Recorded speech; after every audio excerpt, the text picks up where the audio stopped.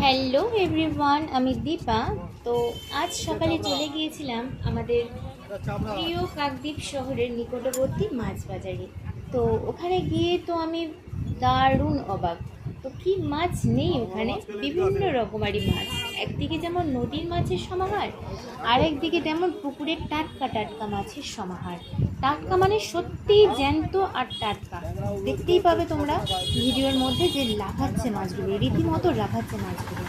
তো সেখানে ছিল রুই, কাতলা, ভেটকি, সিলভার কাপ, কাটাপোনা, মাগুর, কই, শিঙি, তেলাপিয়া, ট্যাংরা, আরও আরও আরও কত কি বলে আমি শেষ করতে পারছি না।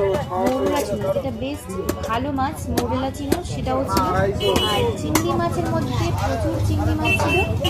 তার মধ্যে ওই বাগদা ছিল, তারপর ভেনামি ছিল, ছোটো ছোটো চিংড়িও ছিল, কড়া চিংড়িও ছিল। খুব ভালো চিংড়ি মাছ ছিল।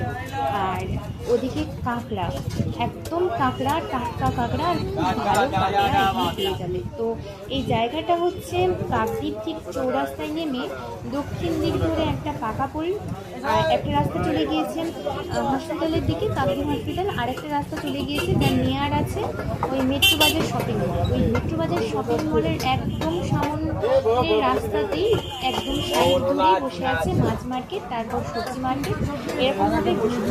আর এটা বাজারটা প্রতিদিন সকালেই বসে। আর কাকুরা একদম ফ্রেশ আর টাটকা মাছই এখানে বিক্রি করে, আর দামও যথাযথ ঠিকঠাকই নেয়। তোমরা যদি রেয়ার যে মাছগুলো পাওয়া যায় না, তো এখানে আসলে তোমরা পেয়ে যাবে। আর খুব ভালো মাছ, খুবই ভালো মাছ।